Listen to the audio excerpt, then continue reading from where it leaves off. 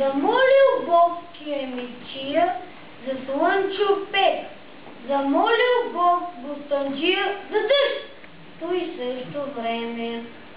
Ало, слънце ни изгряло, нито дъжд завалял, а хубавото небето се настлало и после вятъра й удавял и облаците попилял. Просете от Бога благодат, ала помнете, Бог душа закреля, не закреля на наяд.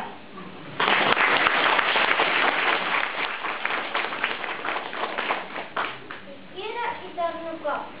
Един раздясъл търнокоп, не знам къде е направен, попита лъскава една секира. Що блести всегда лицето ти, и аз съм от желязо уж направен, защо не съм към тебе гладък, чист, лъчист, откъде изхожда между нас подобна разлика? Секирата тогава отвърна. Аз всеки ден отивам на гората, тека дърва, пъскавината в труда намервам, труда се и друга има хубавината.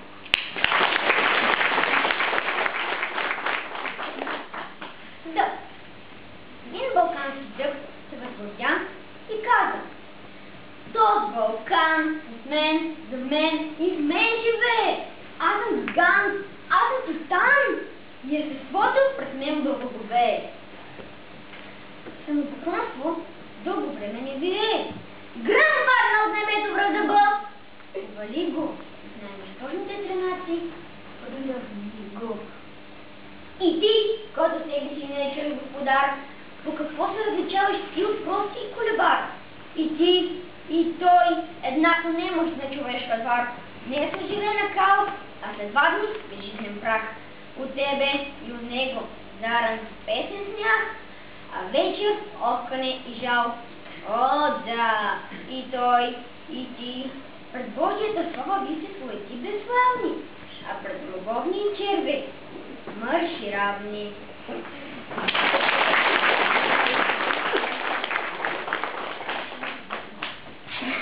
Божията ръка. Запитаха един араби. Как се увери, че съществува Бог? Той каза: да, Господ се не крие.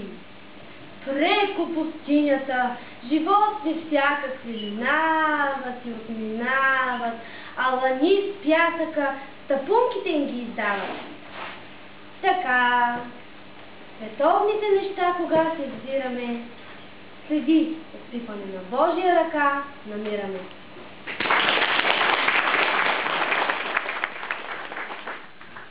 Кираджийски кон. Куп крантав кираджийски кон нагледал огоена свиня, лежаща в разлива кална вада. Кажи ми, я попитал, от свят ли си лишена? Да киснеш мръсота и да се цапаш, кой те кара? Свинята отговорила: та слоква е гнуснава, но в та слоква, друже, аз добрувам дебелея. Аз не мам те да почести за световна слава и предпочитам в тинята, ей тъй да ти живея. А ти, както виждам, работиш по 300 коня прости, но и зато и ти мязаш на торба с кости. Ще те похваля, знам, но пак ще ти останеш в канта. Легни при мен, покоя е по-сладък от таланта. Не, рекал конят, с Богом, по-добре да постарея в почтенно звание, отколкото позора да тластея.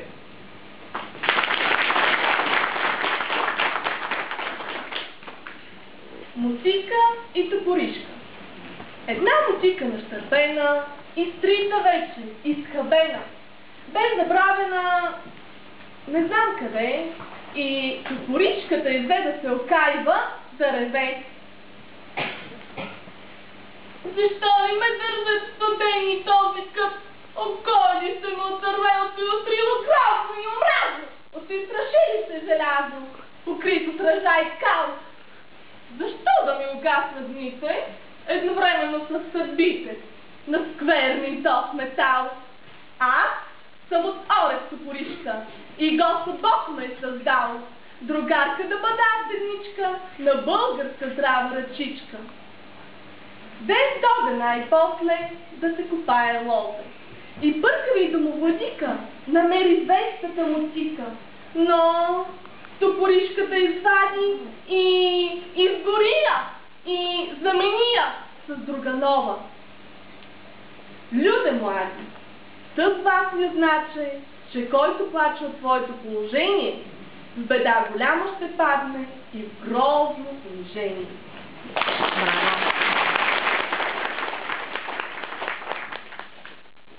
Орел и окрус.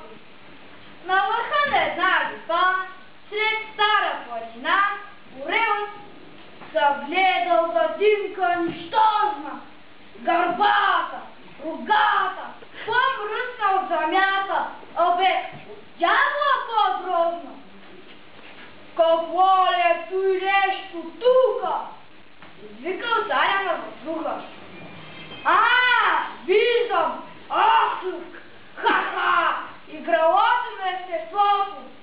Живот е сведаче рубка, подвижна кратунка, не мъчи ли смехът на божеството? Кажи ми, жалко ти творение, как се изкачи тъй високо? Защо дение?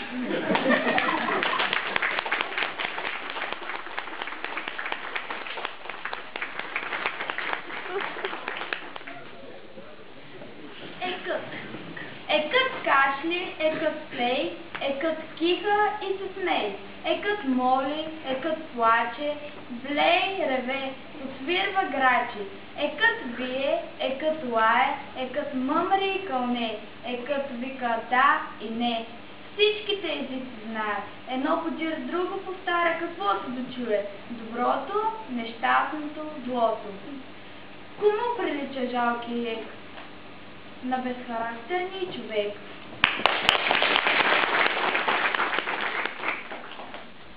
Магаре и богомолци. Едно магарен вървеше посред голям един пазар. И мъкне се десади тежки, и кони, и кръстове, и мъки. Църковно служителство това. Пред него сума богомолци припадаха на коленете. И мисля си за горкото моле, че даде се за него. И почна гордо да реде, и взе да рита, да подскача, да се търкаля и сута.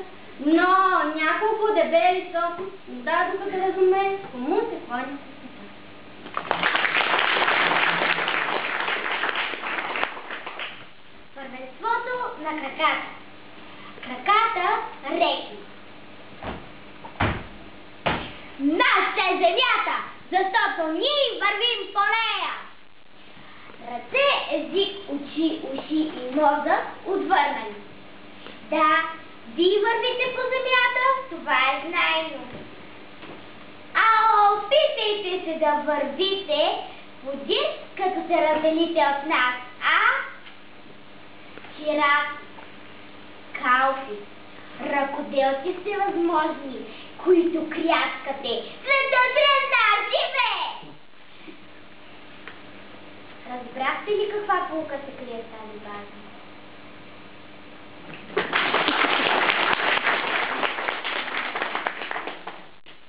Китара. Една китара, развалена, бе окачена под една сивомашка стряса. И виси там от дълго време, без да се сети да я снеме ни стопан, ни стопанка. Но това читателя добре се случва във всяка къща. На развалените неща, кой внимание обръща?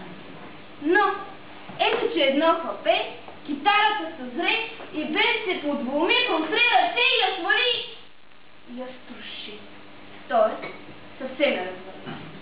Тогава стопанинът я взе от хапашките ръце и нагласия, и наглобия, и натъгмия тъй добре, че нещастната китара взе слабек звук да дава.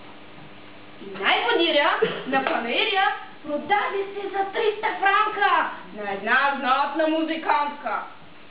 От всички школи на земята, читателю, звучестината е най-добрата.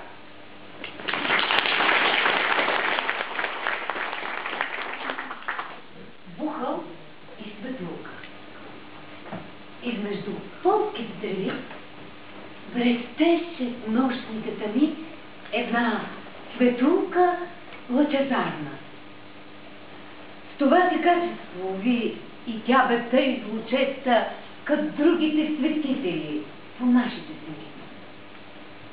Внезапно бухалът, врагът на всички светлини, най-грозната, най-страшната и най-злочеста птица подгони светлата бушица и най-подя я улови. Какво ти сторих? Ти ми пречиш. Умри! Че, как ти преча? Светиш!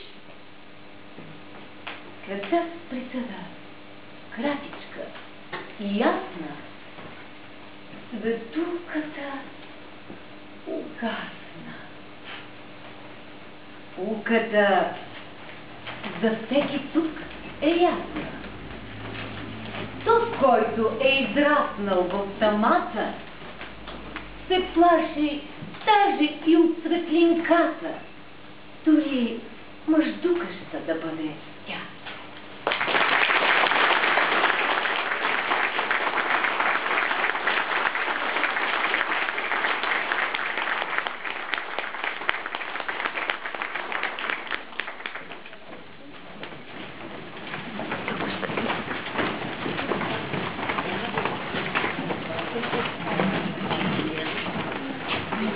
Bravo.